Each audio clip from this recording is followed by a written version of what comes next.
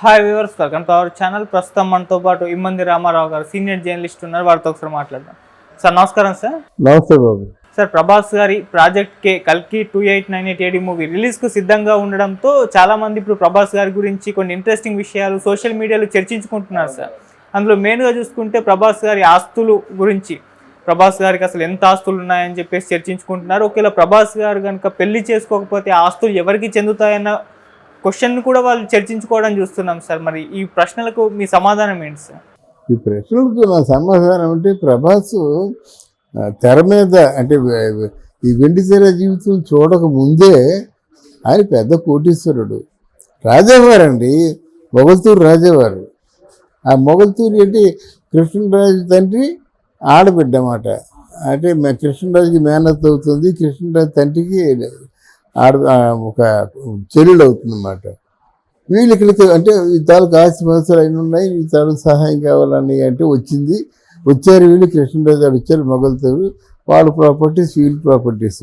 అందుకే కృష్ణరాజు తాలూకు ప్రాపర్టీస్ ఏంటంటే మేనత్త ప్రాపర్టీ కలిసింది, తండ్రి ప్రాపర్టీ కలిసింది, తాత ప్రాపర్టీ కలిసింది. ఎంత ఉందో వాళ్ళకి తెలియదు దానికి ఆ ప్రాపర్టీ.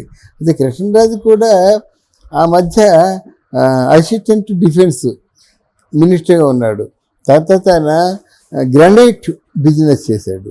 దాంట్లో గ్రానైట్ కొత్తగా రావడం, మార్బుల్స్లోను దాంట్లో తెగ సంపాదించాడు. గ్రానైట్ బిజినెస్లోను ఊహించని విజయాలు వచ్చాయన్నమాట. అది జబ్బు ఉంది. అలా కృష్ణరాజు గారు మొత్తం కెరియర్లో ఫుల్ టైం ఎంత సంపాదించాడు, ప్రభాస్ ఒక సినిమా సంపాదించాడు.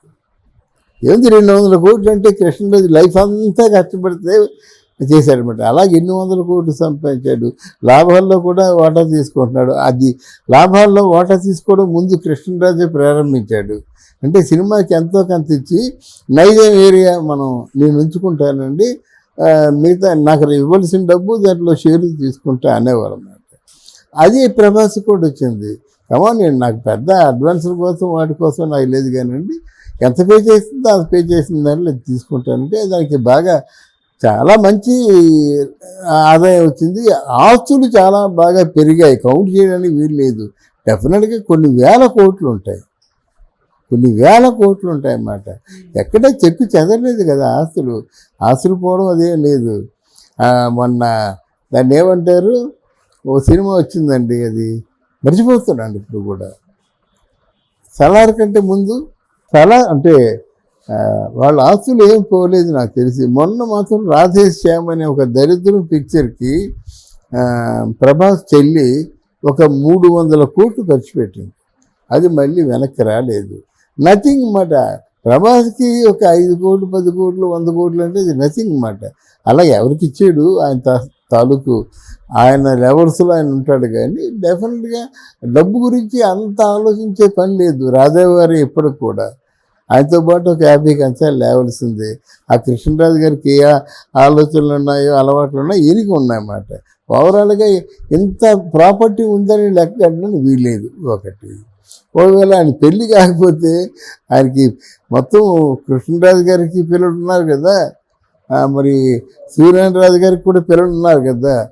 ఆయన పెళ్ళి కాకపోతే ఆ తమ్ముడు ఉన్నాడు, తమ్ముడు పెళ్ళి అవుతుంది కదా. అయితే వాళ్ళలో ఉంది అందరూ సమానమే, వాళ్ళు ఉన్నది ఆడ మగ సమానమే కనుక సమానంగా పంచుకుంటారు. అందులో కృష్ణరాజు గొప్పతనం ఏంటంటే నీ అని భేదం లేదు. తమ్ముడు పుట్టినా తనకు పుట్టినది తన కొడుకే, పెద్ద కొడుకుగా మన ప్రభాస్ సలహాలు తీసుకునేవాడు అన్నమాట. అందువల్ల పెద్ద కొడుకుగా మొత్తం అన్నీ కూడా ఆయన ఆలోచన ప్రకారంగా నిర్ణయం ప్రకారంగా జరుగుతాయి. అది అందువల్ల ఆస్తులు ఎక్కడికి పోవు, 1000 కోట్ల ఆస్తులు ఎక్కడికి పోవు. అందరిది ఒకే మాట ఒకే బాట. తర్వాత ప్రభాస్ పెళ్లి చేసుకుంటాడు, మీరు ఏ కంగారు పడద్దు. ఆ వేణుస్వామి గారు చెప్పాడని మనం ఆలోచించద్దు. ప్రభాస్ పెళ్లి చేసుకుంటాడు, బాగుంటాడు. అది ఓకే సార్. మరి ప్రాజెక్ట్ కే మూవీ తర్వాత పెళ్లి చేసుకునే అవకాశాలు ఏమైనా ఉన్నాయా? మళ్ళీ సాలార్ 2 షూటింగ్లో లేదు, తొందరగానే పెళ్లి చేస్తున్నాడు. అది పెళ్లి చేసుకుందాం ఆలోచన వచ్చింది. మరి ఎందుకు ఆలోచిస్తున్నాడో తెలీదు. బట్ యాజ్ ఇట్ ఈజ్గా యాజ్ ఆన్ టుడే ఆయన తాలూకు ఉద్దేశం ప్రకారంగా పోవాలంటే అందరూ అనుకున్నట్టే పెళ్లి జరగవచ్చు. అందరూ ఏమనుకుంటున్నారో, ఎవరు పెళ్ళాంగా ఉంటే బాగుంటుంది అనుకుంటున్నారో ఎవరైతే ఈయన కోసం పెళ్లి చేసుకోకుండా కాసుకొని కూర్చుంటున్నారో ఆవిడతో పెళ్లి జరగచ్చు. ఓకే సార్, కమింగ్ టు కల్కి సినిమా మరి తొందరలో రిలీజ్ కాబోతుంది, ఈ మంత్లోనే 27.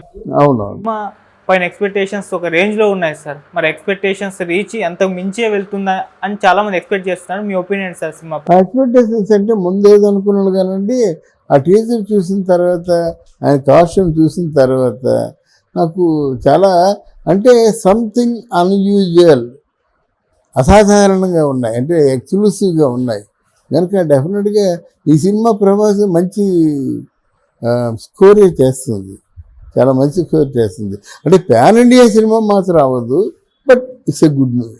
Okay sir, thank you so much. Thank you. Full time ఎంత సంపాదించాడు ప్రభాస్? ఒక సినిమా సంపాదించాడు. ఏంది 200 కోట్లు అంటే కృష్ణరాజు లైఫ్ అంతా కష్టపడితే చేశాడనమాట. అలాగే ఎన్ని వందల కోట్లు సంపాదించాడు. లాభాల్లో కూడా వాటా తీసుకుంటున్నాడు. అది లాభాల్లో వాటా తీసుకోవడం ముందు కృష్ణరాజే ప్రారంభించాడు. అంటే సినిమాకి ఎంతో కొంత ఇచ్చి నైజాం ఏరియా నేను ఉంచుకుంటానండి, మిగతా నాకు ఇవ్వాల్సిన డబ్బు దాంట్లో షేర్లు తీసుకుంటా అనేవారు అన్నమాట.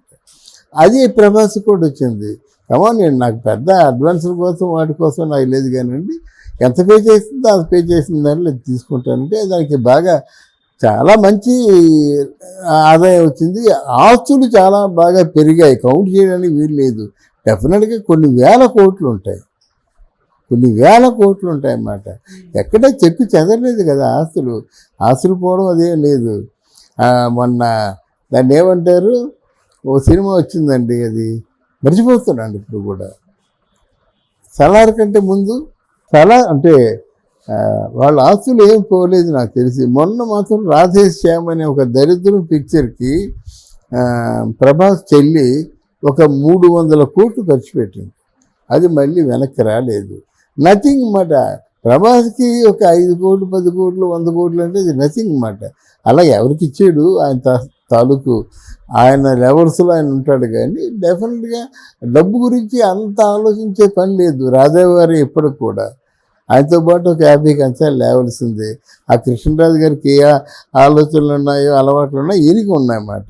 ఓవరాల్గా ఇంత ప్రాపర్టీ ఉందని లెక్క కట్టడానికి వీల్లేదు. ఒకటి ఒకవేళ ఆయన పెళ్ళి కాకపోతే ఆయనకి మొత్తం కృష్ణరాజు గారికి పిల్లలు ఉన్నారు కదా, మరి సూర్యనారాయణ గారికి కూడా పిల్లలు ఉన్నారు కదా.